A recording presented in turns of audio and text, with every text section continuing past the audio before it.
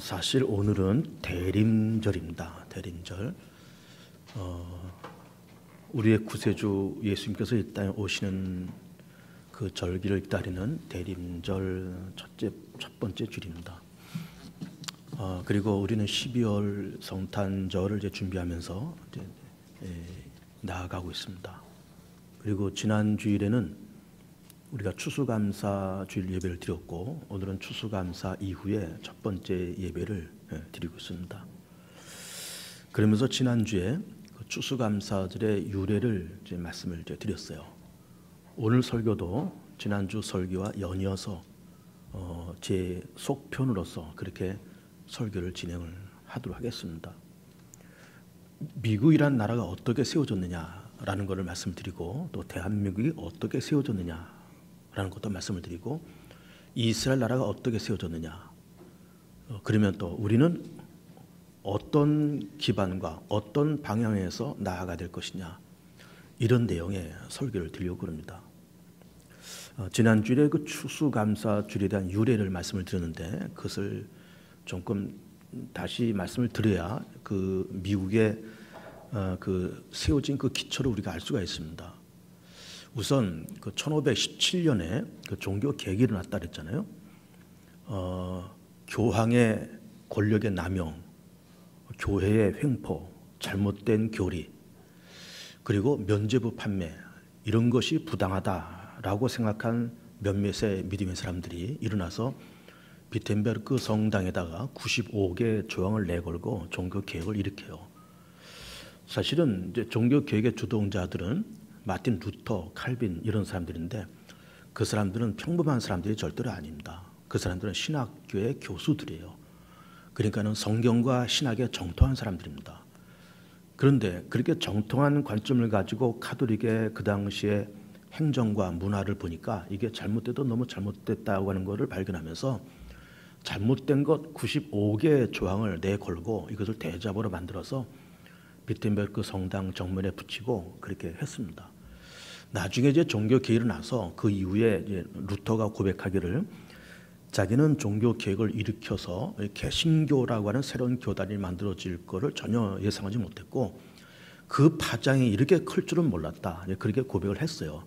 그러니까 이제 95개 조항을 그렇게 내건 거는 카톨릭 정부와 이 95개 조항에 대해서 한 조목 한 조목 우리가 한번 논쟁을 해보자. 누가 옳은지, 어떤 것이 정말 성경적인 것인지 한번 논쟁을 해보자라는 취지로 그렇게 95개 조항을 내건 것뿐인데, 이제 그것이 불길처럼 이렇게 일어나면서, 그러면서 종교 개혁이 일어나면서 유럽에서 개신교가 그렇게 탄생을 해요. 그러면서 로마 카톨릭 교회와 결별을 하고, 그리고 모든 예배를 이제는 아주 단순하게 말씀, 기도, 찬송, 축도 간략하게 그렇게 하고, 성상도 다 없애고 마리아상도 없애고 사제들의 복장도 간편하게 하고, 그러면서 개신교, 개혁교회가 그렇게 탄생해서 출발을 합니다. 그렇게 이제 유럽에서는 종교 개혁이 진행되어 갈 무렵에 영국에서는 그 헨리 8세 왕이 이혼을 하기 위해서 로마 교황에게 이혼 허락 요청서를 이렇게 보냈더니 그것이 기각이 되어버려요. 그렇지 않아도 로마 카톨릭이 참 불편하고 잘못된 교리가 있다는 것을 알고 빨리 이 카톨릭의 그늘에서 벗어나고 싶던 차에 교황이 그렇게 이혼 청구를 기각하니까 이참에 우리도 로마 카톨릭과 결별을 하고 우리도 우리만의 교단을 만들자 해서 만든 것이 영국의 성공회입니다.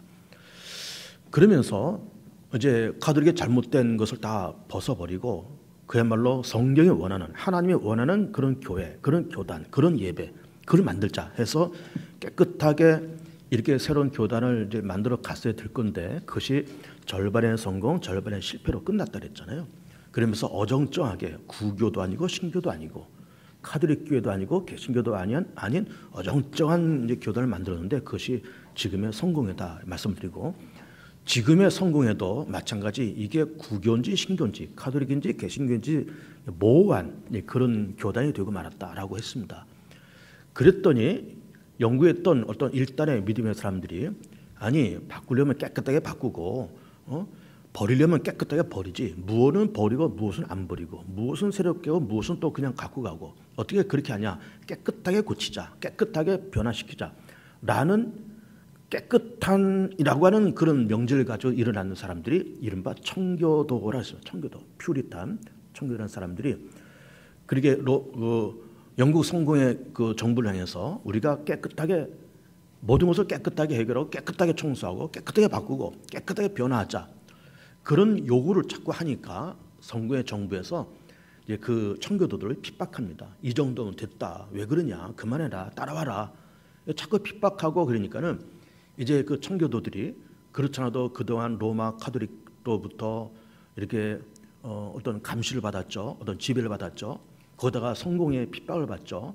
그러다 보니까 우리가 얼마 전에 콜럼버스가 아메리카 대륙도 발견했다 그러니 우리가 차라리 거기 가서 깨끗한 교회를 만들어서 새롭게 출발하자 해서 1620년도에 그 청교도들, 퓨리탄들이 102명이 배를 타고 대서양 건너서 뉴욕항에 도착을 하고, 그렇게 도착하면서 절반이 죽었다 그랬죠.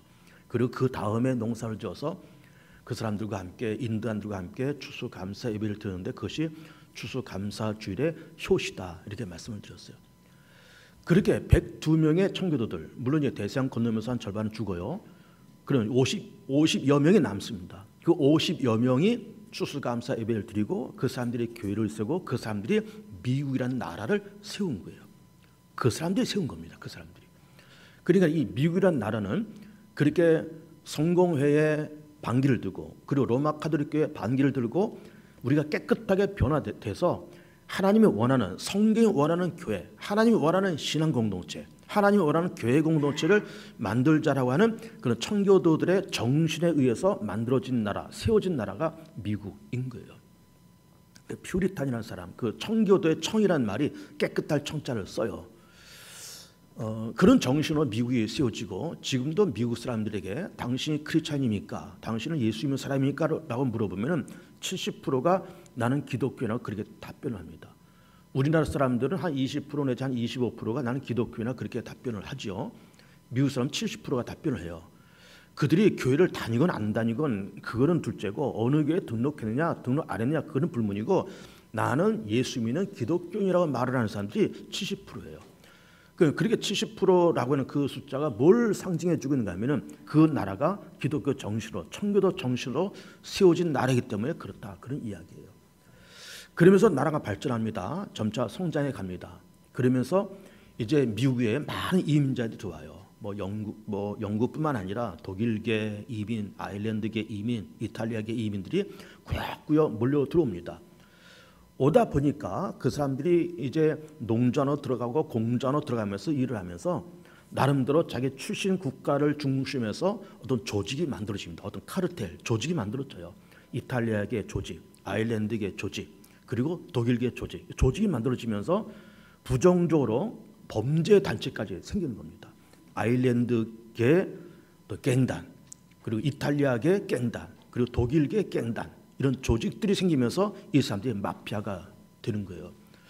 설상가상 어떤 일이 벌어진가 하면은 이 미국 정부에서 여러 나라에서 이민자들이 들어오니까 들어와서 이 사람들이 이 깨끗한 미국에 청교도 정신으로 세워진 이 나라에 들어와서 애들 말로 막 깽판을 치는 거예요. 막 길거리에서 술 먹고 난동을 피우고 총질을 해대고 이런 일이 벌어지는 겁니다.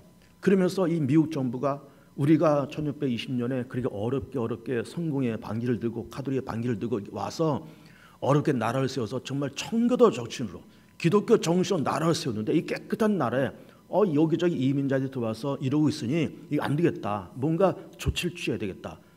이게 원인이 뭐냐 이렇게 들어봤더니 그 원인에 뭐가 있는가 하면 술이라고 하는 것이 보이는 거예요. 술이. 이 사람들이 술을 과음을 해서 저녁에 쌈질들 하고 총질도 하고 집에 가서 살림을 뒤엎고 이런 걸 보면서 미국 정부에서 우리가 깨끗한 청교도 정신으로 세워진 이 나라가 이렇게 어렵게 된 거는 술 때문에 그렇다, 이렇게 판단을 내린 거예요. 그래서 1920년도에 미국 정부에서 금주령을 내립니다. 금주령. 술을 만들지도 말고 팔지도 말고 먹지도 말아라, 금주령을 내려요. 그 금주령을 내린 그 근간에는 청교도 정신 때문에 그런 것을 내세운 겁니다. 우리가 깨끗하게 살기 위해서 이 땅에 왔는데 깨끗한 믿음, 깨끗한 양심으로 살아보자고, 깨끗한 교회를 만들어 보자라고 우리가 여기 왔는데, 여기서 우리가 술판을 벌여서 길거리에서 총질하고 서로 싸움질이나 하고 이러면 되겠느냐? 그 원인은 술이 있으니까 금지령을 내리자 해서 금지령을 내렸습니다. 그랬더니 그 틈을 누가 파고 들어오는가 하면 이 갱단들이 치고 들어오면서 밀주 사업을 벌이는 거예요. 밀주를 만들고 밀주를 판매하는 일을 벌이면서 아일랜드계, 독일계, 이탈리아계 이런 마피아들이 밀주 경쟁을 하는 겁니다. 거기에서 승자가 누가 되는가? 이탈리아 갱단들이 승기를 잡아요. 그러면서 이탈리아 갱단의 최두목이 알 카포네, 유명한 사람입니다. 알 카포네는 유명한 이탈리아 갱단의 두목이 한 해에 2020년대 한 해에 밀주 사업을 해서 벌어들인 그 돈이 천문학적인 돈이어서 그 번 돈의 액수가 너무너무 커서 그 사건이 기네스북에 등록이 되어 있습니다. 한 해에 가장 돈 많이 번 사람, 한 해에 가장 돈 많이 번 사람 알 카포네, 기네스북에 등재가 됐습니다. 그만큼 밀주 사업으로 돈을 벌었어요. 그러면서 상대방의 조직을 암살하는데 1920 몇 년도 2월 14일 그 발렌타인 날이잖아요. 발렌타인 날 상대방 조직을 습격을 해 들어가요. 이 이탈리아 갱단들이 경찰 복장을 하고 기관총을 들고 습격해 들어가서 난사를 해서 수명을 죽여버립니다. 그때 알 카포네는 어디에 있었는가? 미국 남부 플로리다 그 휴양지에서 버젓이 보란듯이 휴가를 즐기고 있었습니다. 알 카포네는 휴가를 즐기고 있고 자기 부하들은 거기서 상대방 조직을 암살해버리고, 알리바이가 확실하잖아요. 여러분 알리바이라는 거 아닙니까? 현장 부재 증명, 이것이 알리바이예요. 그런 일이 벌어지고 나서 시카고 시내가 발가닥 뒤집혔습니다. 시카고 시내에서 그런 일이 벌어졌으니까. 그러면서 시카고 정부도 그렇고 주 정부 그리고 중앙 정부도 이렇게 보니까 시카고에서 일어난 그 사건이 이 분명히 이탈리아 갱단 알 카포네의 짓인데, 이게 분명한데 알리바이가 확실하니까 잡아놓을 수가 없는 거예요. 법적 근거가 없는 거예요. 그래서 시카고 정부가 이렇게 생각하면서 이 알 카포네를 잡기는 잡아야 되겠고, 이 지방 정부로서는 좀 역량이 부족하고, 그래서 중앙 정부에 도움을 요청합니다. 워싱턴 정부에다가 도움을 요청하면서 이러이러하게 지금 이 시카고가 이렇게 갱단들에 의해서 이 밀주 사업이 이렇게 되고 있고 지금 암살당하고 있고 알 카포네는 저기 가서 알리바이를 만들고 있고 다 그런데 우리 지방 정부가 좀 부족하니 중앙 정부가 좀 손을 좀 대달라. 요청을 했더니 중앙 정부에서 뛰어난 검사 한 사람을 파송을 해버려요. 시카고에 보냈더니 이 멋진 검사가 그 여러 정황을 이게 보고, 이게 보니까 알 카포네를 잡아 넣으시는 특단의 조치는 탈세다. 이렇게 해서 이 알 카포네를 탈세 혐의로 잡아서 교도소에 집어넣어서 10몇 년 형을 이제 받습니다. 그러면서 교도소에서 10몇 년의 형을 살고, 그리고 출소돼서 역시 플로리다에 가서 거기서 병을 얻어서 거기서 그 병치를 하다가 이 알 카포네는 50을 넘기지 못하고 그렇게 죽어요. 이것이 뭐 지금 이렇게 미국의 건국 정신을 얘기하다가 뭐 알 카포네도 나오고 금지령도 나오고 다 그렇게 얘기하고 있는데, 금지령을 말하기 위해서 그렇게 말한 것이 아니고, 알 카포네를 소개하기 위해서 그런 말을 하는 것이 아니고, 미국이라는 사회가 1620년도에 청교도들에 의해서 세워진 나라고, 이 깨끗한 나라에서 왜 술 먹고 대낮에 총질하고 서로 패싸움이 나고 이러느냐, 그러면서 금지령을 내리고, 그러면서 그 와중에 이탈리아계 갱단 조직 알 카포네가 거금을 벌고 그러다가 50 넘기지 못하고 죽고, 그런 이야기를 저희가 지금 하고 있는 겁니다. 그러면서 이런 여러 가지 사건들을 기반으로 해서 만들어진 영화가 대부라고 하는 그 유명한 영화가 만들어졌죠. 그러면 그 대부라는 영화가 그 알 카포네의 그 활동, 시카고에서 그 갱단들의 활동을 근거로 해서 상당 부분 그 팩트예요. 사실인 겁니다. 그것을 바탕으로 해서 만들어진 영화가 대부라는 영화가 만들어진 거예요.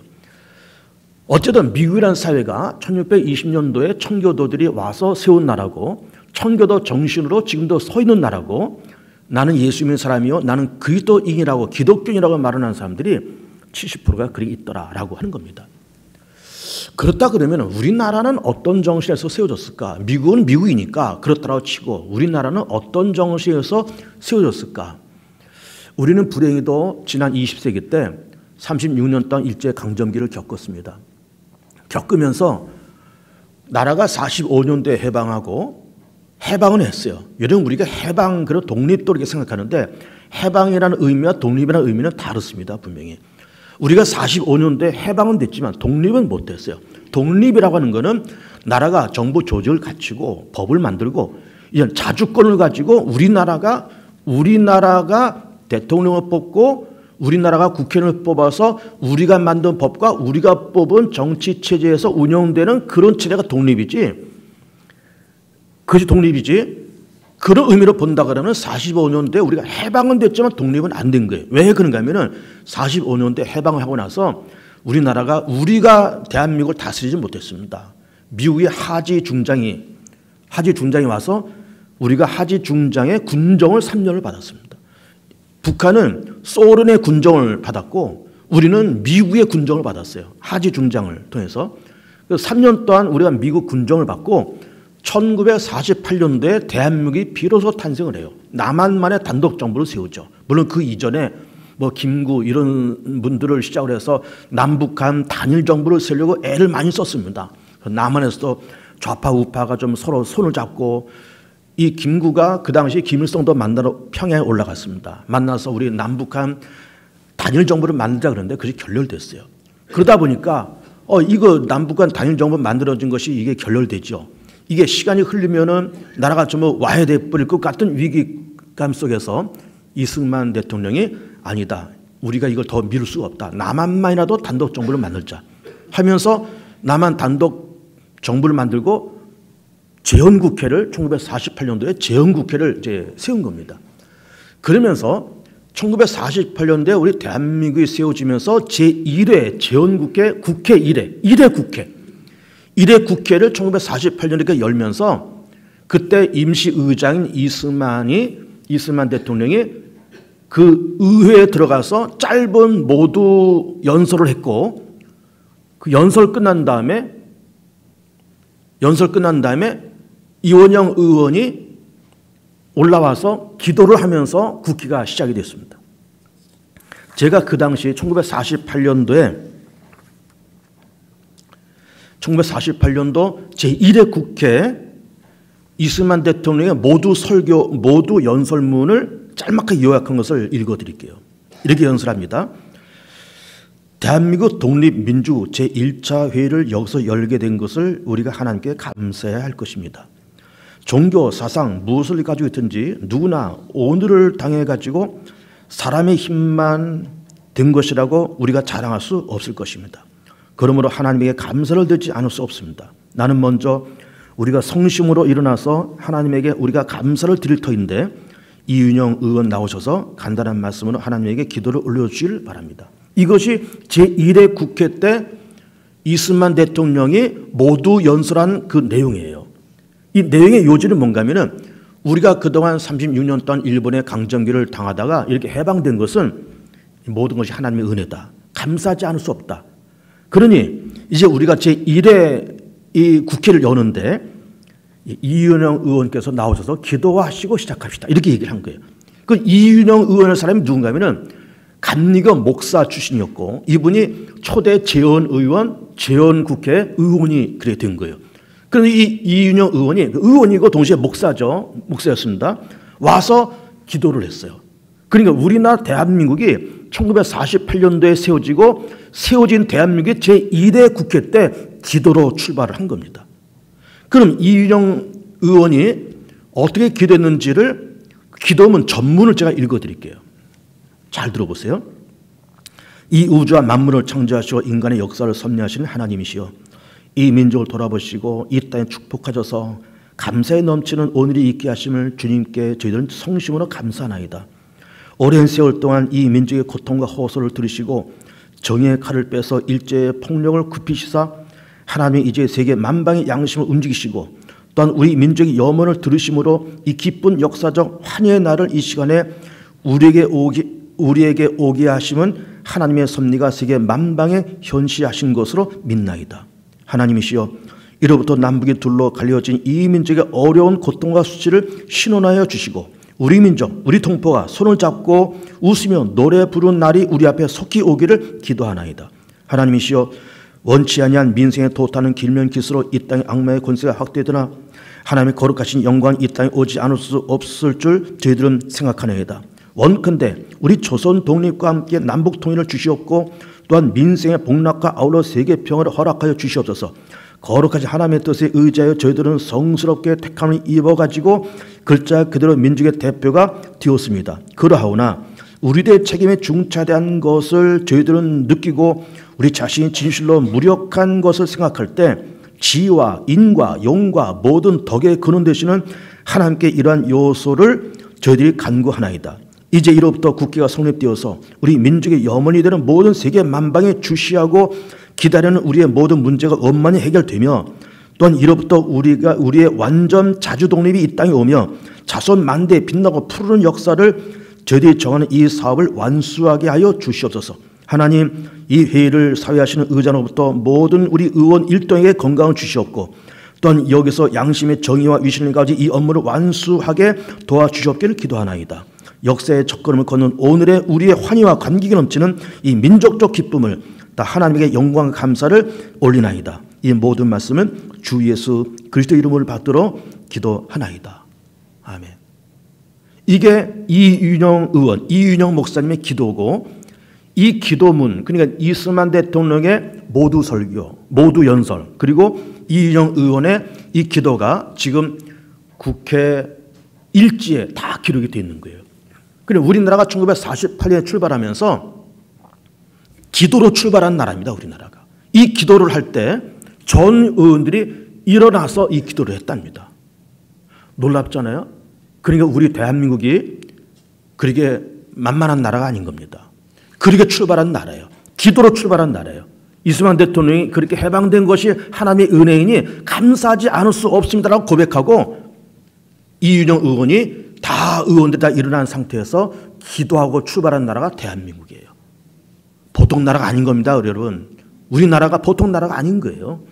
우리나라가 지금 2020년, 21년도를 지나가면서 세계 10번째 경제대국, 그리고 이렇게 우리가 3만 불 시대를 가고 OECD 회원국이 되면서 이만큼 잘 살고 이만큼 기독교가 번창하고 5만의 교회 1000만의 성도를 주시고 OECD 회원국이 되면서 이만큼 일어선 그 까닭에는, 그 저변에는 우리 나라의 출발이 그렇게 출발한 기원이 있는 거예요. 우리가 이걸 기억해야 됩니다.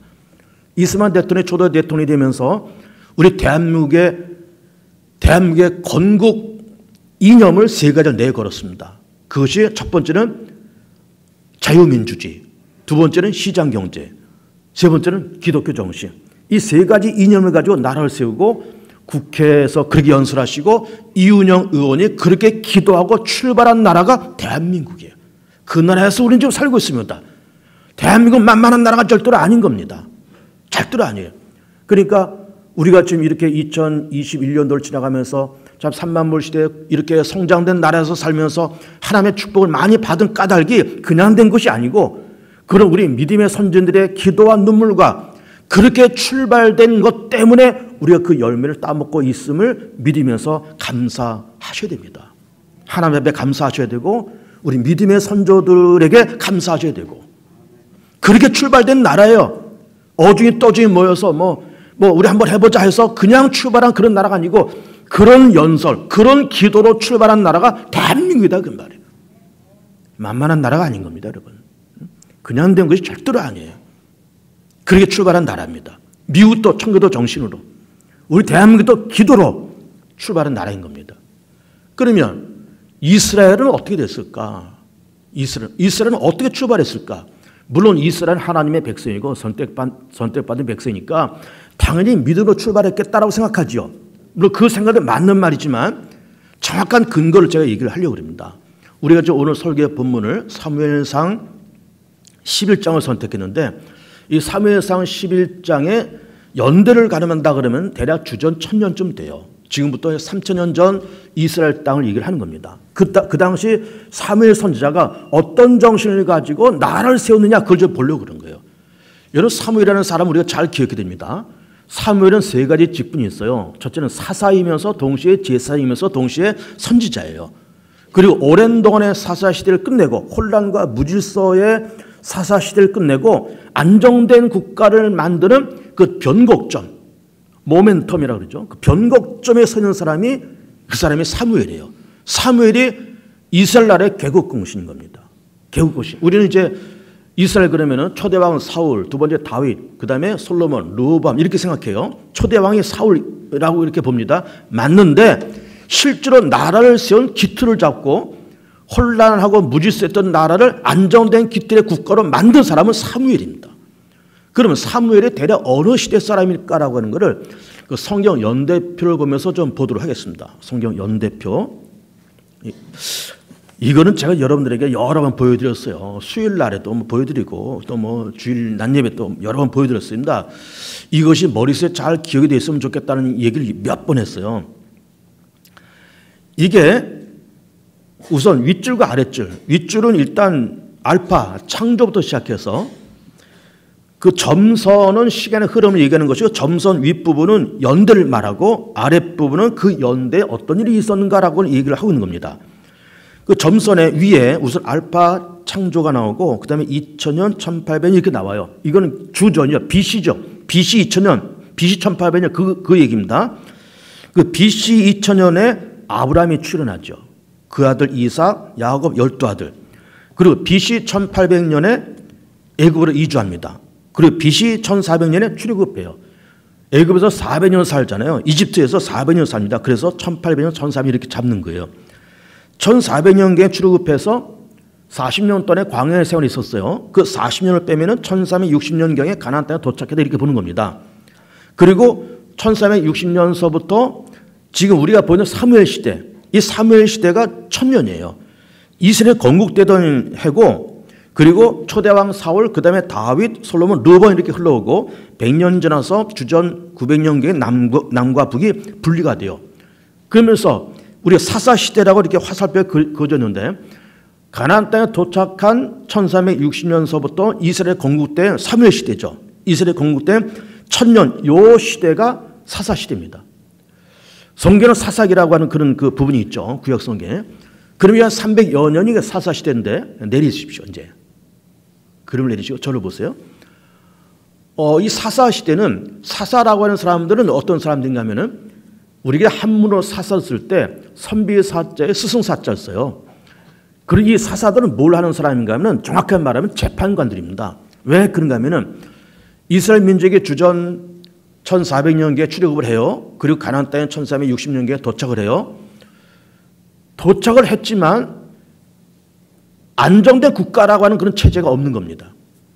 아직은 왕도 없습니다. 법도 없습니다. 어떤 질서와 조직이 없어요.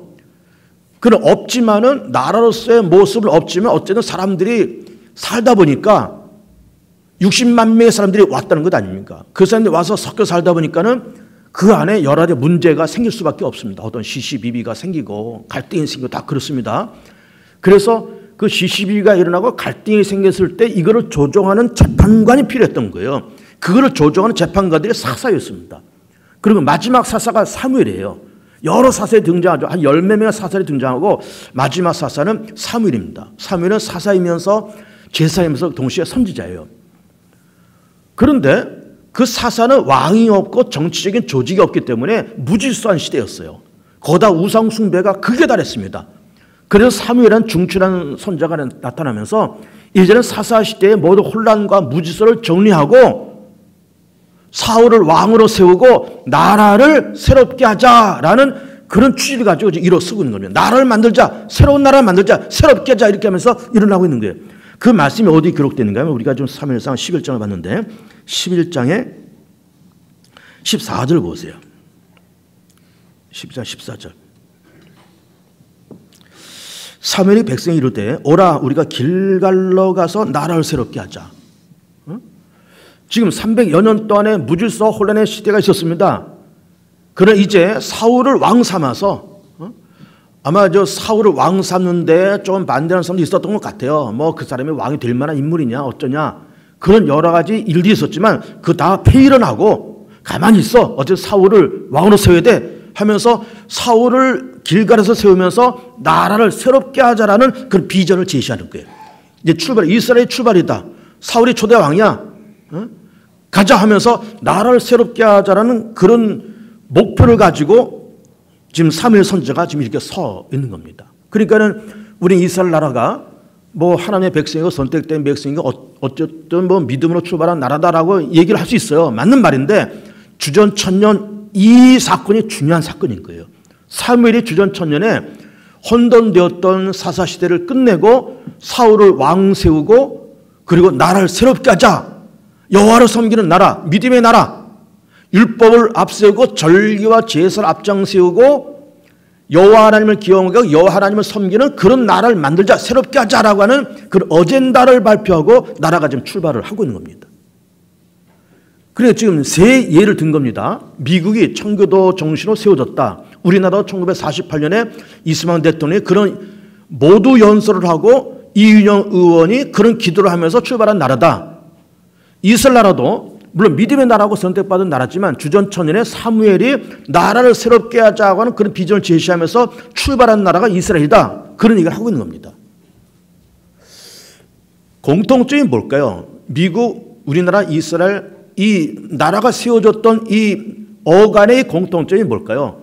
기초가 단단히 다져진 그런 상태에서 출발했다 그런 이야기예요. 미국도 청교도 정신으로, 우리도 이윤영 의원의 기도로서, 그리고 이 사무엘이 나라를 새롭게 하자 그런 기치를 가지고 그런 든든한 기반을 가지고 출발한 그런 나라들이에요. 그러니까는 미국도 사실은 만만한 나라가 아니고 대한민국 물론 만만한 나라 아니고요. 이스라엘은 절대로 만만한 나라가 아니에요. 가볍게 취급할 그런 나라들이 아닌 겁니다, 여러분. 절대로 그렇습니다. 왜? 출발을 그렇게 한 나라들이기 때문에. 출발이 어설프게 뭐 어중이 떠중이 모여서 야 우리 나라 한번 만들어 볼까? 으쌰으쌰해서 그렇게 쉽게 만들어진 나라들이 절대로 아니다 그 말이에요. 그렇게 출발한 나라예요. 미국도 대한민국도 이스라엘 땅도 그렇게 출발한 나라예요. 기반이 든든한 나라들이죠. 그러면 우리는 나라는 뭐 나라라고 치고 나라라는 개념이 일단 덩어리가 크잖아요. 그렇다고 치고 우리 개인은 어떤 기반과 어떤 목적과 어떤 내용을 가지고 살아야 될까라고 하는 것을 결론적으로 말씀을 드리고자 합니다. 우선은 기초, 그리고 방향, 목적지, 그리고 내용. 기초는 뭐가 기초가 되어야 될까요? 성삼위 하나님 믿는 믿음의 기초. 창조주 하나님을 알고 믿고 섬기고 날 위해서 십자가로 죽으시고 부활하신 하나님의 독생 예수 그리스도 나의 생명의 중심 예수 그리스도를 믿는 그 믿음. 보혜사 성령님이 내 전후 좌우에서 나를 둘러오심에 성령님이 나를 감동해서 예수님을 믿게 만드시고 성령님이 도와주셔서 오늘에 내가 존재한다고 하는 이 성삼위 하나님에 대한 믿음. 그것이 우리의 삶의 기초가 되고 출발이 되고 그리고 우리의 삶의 목적지, 방향은 어디가 되야 될까요? 하나님의 나라가 목적지가 되어야 됩니다. 나의 삶의 최종 목적지는 하나님의 나라다. 나의 삶의 최종 목적지는 하나님의 그 앞이다. 코람 데오 하나님 앞에서 하나님 앞으로 가는 것 이것이 내 삶의 목적지요.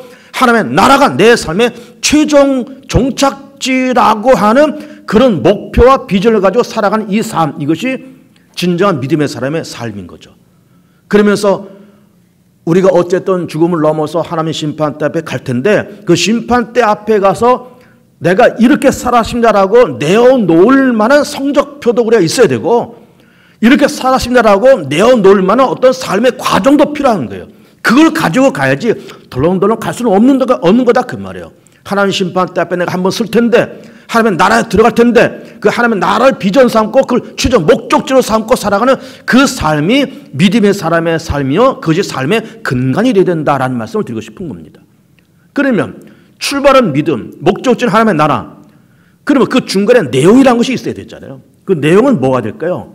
그럼 하나님 나라에 들어갈 때까지 우리는 뭐 성경에서 쓰신 말씀처럼 사람의 연수가 70이요 강은 80이라 그랬는데 뭐 어쩌나 7, 80 사시고 또 그 이상도 더 사시길 바라요. 한 90도 사시고 그렇게 사시길 바랍니다. 그렇게 사시고 그렇게 사시면서 그러니까 어쨌든 그 어간 동안에 우리 뭘 해야 될까? 뭘 해야 될까? 그 어간 동안에 우리가 머물고 있는 삶의 공동체와 머물고 있는 삶의 환경이 여러 가지 있을 수 있습니다. 가정, 교회, 뭐 직장, 내가 살아가는 여러 가지 어떤 시공간 다 있습니다. 그 모든 시공간과 하나님께서 내게 계신 모든 여건과 환경을 두 가지. 첫째는 새롭게, 둘째는 풍성하게.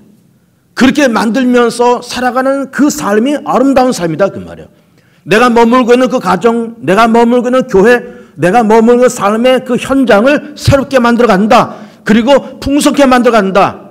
이런 삶의 어떤 목적 의식을 가지고 살아가는 삶이 건강한 삶이다라고 하는 것입니다. 오늘은 미국 이야기, 우리나라 이야기, 이스라엘 이야기 다 드렸고, 우리는 그런 출발, 그런 목적지, 그런 풍성한 삶을 생각하면서 살아가야 된다는 말씀을 드리고 있는 겁니다. 모쪼록 한 시대를 살아가면서 모든 것을 새롭게 만들어 가시고, 우리 스스로가 새롭게 되고 새롭게 만들어 가고, 그리고 모든 걸 풍성하게 만들어 가면서 하나님 앞에 거람되어 하나님 앞에 섰을 때 착하고 충성된 종이라 그렇게 칭찬 듣는 복된 교우들 다 되시기를 축복합니다. 우리 합시다.